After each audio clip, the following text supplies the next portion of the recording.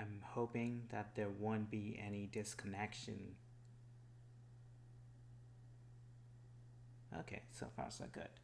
So now time to dive into it. Cool. Kind of like this filter. Thanks for joining me for another round of meditation. Uh, Let me just move around so make sure that I'm in center. I guess I have that complex. Uh, Earlier today, I was thinking about what would be an ideal way to be in any situation. I mean, regardless of the external situation or whatever may happen, what is the ideal state to be in, and what is the ideal action to take, especially in the situation when one feel uncomfortable to be in to begin with. And what I could think of are the three pillars um, when it comes down to emotions. Always act or always be kind. When it comes down to thoughts, always be just. And when it comes down to action, always be graceful, I guess. Act from a grace. And I feel these three philosophies are very, very interesting, for lack of a better word, clearly. But these three philosophies could help me personally to live a better life because emotionally, I want to be a kind person all the time, and rationally or with my thoughts, I want to be just person every single time. Just act from justice, and at times, um, justice require to um, to peel a layer of kindness, I guess. Uh, I was thinking of various examples. For instance, like when people go uh, to wars, they are obviously not kind to other human beings, but depending on what they are fighting for, if they're fighting for justice, then that unkindness, in some sense, is the right thing to do. And if you look at the scriptures such as Gita, the core philosophy of Gita is that you have to take action. That's the karma. You have to act from your karma depending on the context.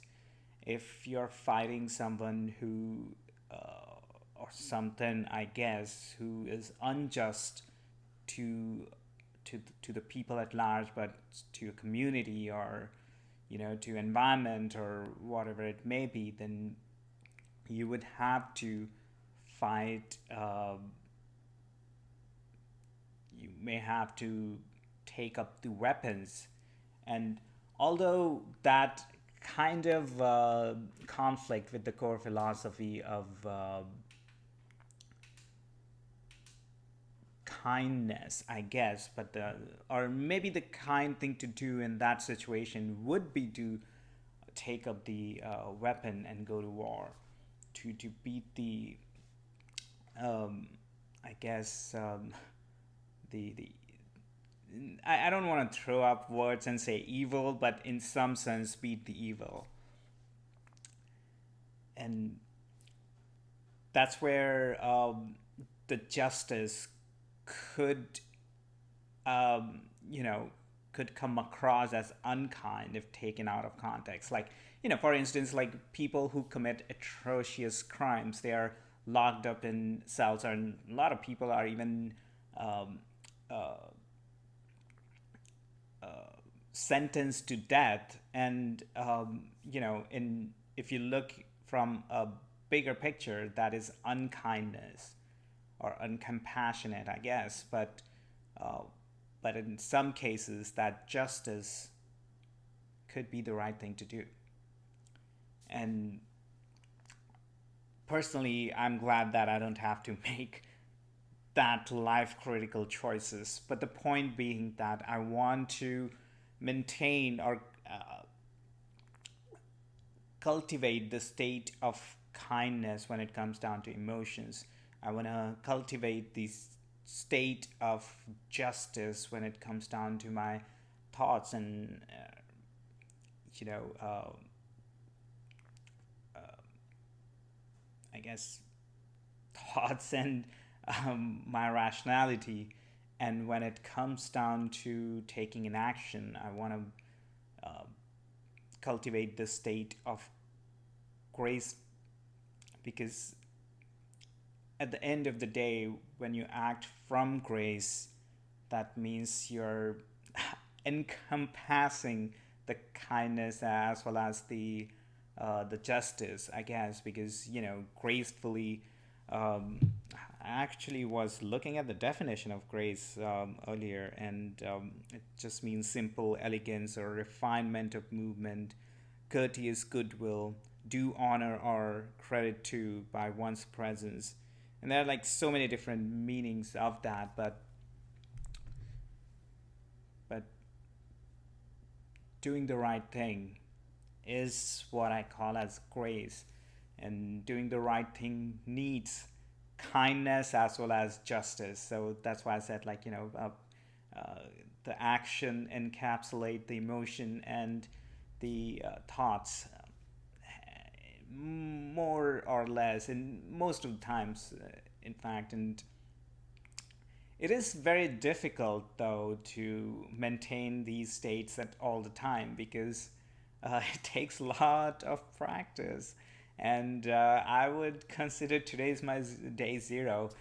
Today is my day zero for a lot of things, even though I know I've put in the work for the past, I don't know, few years, but it still feel like today is the day zero to kind of restart something in some way that make me feel better, because it feels like I'm starting with a clean slate.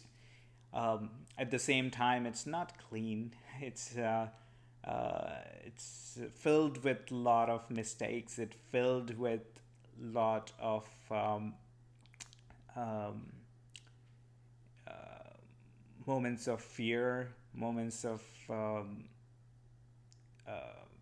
happiness, moments of unhappiness, moments of grace, moments of just, moment of injustice, moment of unkindness, moment of kindness. So, the slate is not clean, as I say, but at the same time, uh, the slate is clean in the sense whatever I want to fill it in with is ahead of me. I mean, the past is the mistakes, but I can learn from those mistakes, and I can be aware of those patterns of mistakes, and then try to rectify it, try to be conscious, not try to be conscious, and ensure that I don't repeat the patterns which are not built on these three pillars of kindness, justice, and grace. And I know it's a very difficult task. It's very time consuming and very energy consuming, among a lot of other things, consuming. It really needs a lot of focus. Because just to remain in these three states mean that I have to not only monitor my emotional state, and always try to switch it to kindness, but I also have to monitor my thought process as well as my actions. And when it comes down to thought process, there are plenty of times when I'm biased, and that could come across as injustice. But to be fair, I like to think that I do justice in most of the cases, in most of the things in my life. Again, that's my bias too, but uh, I like to think that I have capability and ability to uh, think at a situation from an objective standpoint rather than just immersing into it and acting from it all the times. But at times, like I do get carried away in the situation, and then I have to, in a lot of ways, rights my wrongs, and that's the justice, right? And that's the learning from the mistake. That's when I try to apologize. That's when I try to uh, feel guilty about something and try to work on it to change my patterns, to change my behavior. So that's all coming from the justice standpoint. And actions are even more difficult because it's easier to say something. It's easier at times to even control yourself within your emotions, but actions require coordination with your thoughts as well as with your emotions. And it, I guess, maybe for me, because I'm that kind of person, maybe for someone else, actions are easier, and then aligning thoughts and emotions based on those actions might be difficult for them. So everyone is different, and for me, actions at times fall short, and a lot of times, it's because of fear, because of some sort of underlying pattern, because of procrastination, which could be again traced back to fear in at some level, and I can go on and on. At some point, I feel that I have mastered the skill of inaction, which is not a good skill to master, and honestly, I'm working on it, and that's why I say that it's day zero. And even today, I've failed at so many things, or sort of made mistakes at so many things, and all I can do is, like, just look back, laugh at it, and move on, because you know every single day I'm alive, I'm gonna make some mistakes. A few of them uh, I'll correct myself along the way. Some might be very difficult for me to even know because, of my biases or uh, unawareness of my entire subconscious mind. And there are going to be a lot of mistakes I'm going to make. And as long as I'm acting from these three pillars, or I'm maintaining these three pillars, I think that's okay. As long as I'm kind to others as well as to myself, which it has its own blind spot, because at times I could do any harmful or unkindness thing and still learn to be kindful to myself. So that's a blind spot. And but that being said, like, the point being, these are the three pillars which I want to cultivate and build on. And I know you must be kind of rolling your eyes right now, because I've spoke about the same thing for like past 5 minutes, just repeating myself. And I know that too. But I'm repeating myself because it's sort of like a reminder, and want to embed that into my consciousness. And repetition is obviously the how you learn things, how you kind of cultivate new habits. And repetition with focus, which is exactly what I'm doing. I'm not distracted by my phone or some other randomness, even though a part of me is sort of distracted because of the noises around and whatnot, and I'm like looking at the camera and I'm distracted because of that as well. But in a lot of ways, I'm focused on these things which I'm speaking about. And that's the uh, that's the skill set where I want to excel. And I know that I'm on path towards that, but excellence is very high bar.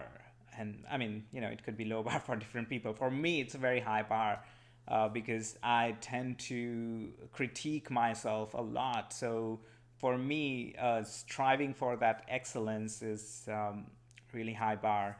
And what I do want to excel into is to have uh, to be able to focus on whatever I'm saying, which is ironical because I'm taking so many pauses, and I get that. But it's not an easy skill set to champion on, to be honest. Like, especially in one-sided conversation like these, because I could I don't have any feedback, so to speak. So I'm like, in a lot of ways, just amplifying my echo chamber. I'm just saying things which my thoughts are kind of bouncing around, various topics and whatnot. Whereas, like, if it's a two-sided conversation, then at least I have something to play with and maybe like build on my conversation, um, which kind of one of the other things, which is part of this focused oratory, I guess, but on a different realm, because even with two-sided or multiple sided conversations, I guess, like, I at times I drift away from the conversation, try to figure out like what am I gonna talk, what I'm gonna respond, how am I gonna respond, and whatnot, instead of like just listening to them and then going from there, which is another skill set, right? Listening is a big part of being a better orator, because if one tend not to listen and just try to speak, that's that not only uh, is unkindful to someone else, but also it's the biggest hindrance between achieving that excellence in oratory. I mean, there are times like when I can orate, like, or where I don't have to worry about listening, like the current conversation we are having, because there is nothing to listen to other than my own thoughts, and then formulating it to make a better concise statements which make sense to whoever is listening to at any given point of time, uh, which is one of the pattern why I tend to use, like, which is like creating concepts which are more like in a generalized view rather than being specific. That's where I have to like get better at, because I choose to use words which generalizes, which try to include everyone rather than being specific. And that's another good reminder of the things which I have to work on. Speaking of which, the one of the things which I need to work on is to become a better meditator. And I know uh, I almost immediately love that statement, because what exactly is better meditator? I mean, anyone who is meditating for the first time could be a better meditator. Anyone who is meditating for the 100th time may not be even better meditator.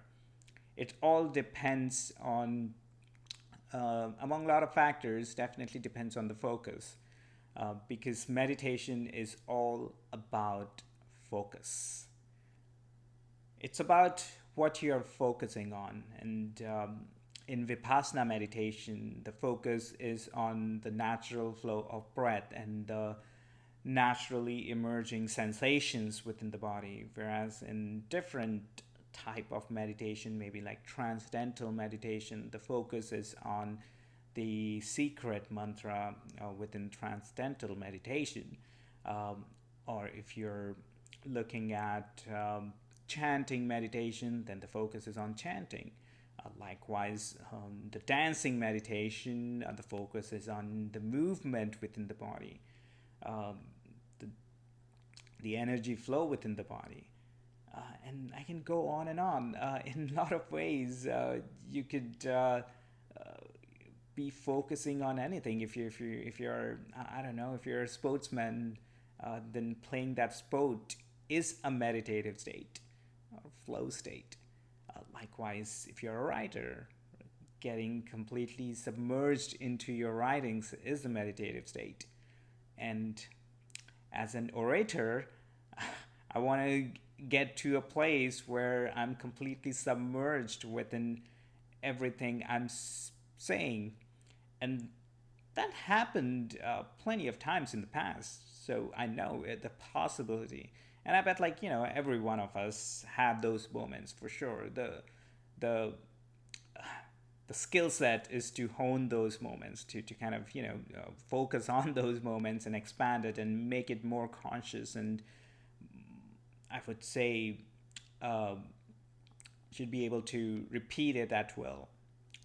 But getting back to the meditation part, I'm gonna start meditating for the next hour using Vipassana technique, which is as simple as focusing on the natural flow of breath and sensations within your body.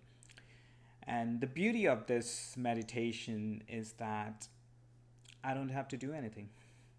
I don't have to add energy into anything. I don't have to add energy by chanting a specific mantra. I don't have to add energy by, moving my body and doing some sort of dance moves or Sufism to kind of, paint a picture. Or I don't have to add energy into, playing music or sports or anything. It's the most simplest form of meditation. And there are a lot of wonderful insights which I gained out of Vipassana meditation in the past few years. And a lot of those insights are lost within my meditative states as well. So, that's the other lesson within Vipassana, or any meditation for that matter. I guess, but especially in Vipassana, because you are training yourself to equanimously observe the thought and the sensations and the breath within your body. So basically, you would have to be detached from any insightful thought, as well as you have to be detached from any painful thought or sensations as well. But it's a skill set which is worth listening to. Which is worth practicing. And I would say that, yeah, I would say that. Uh,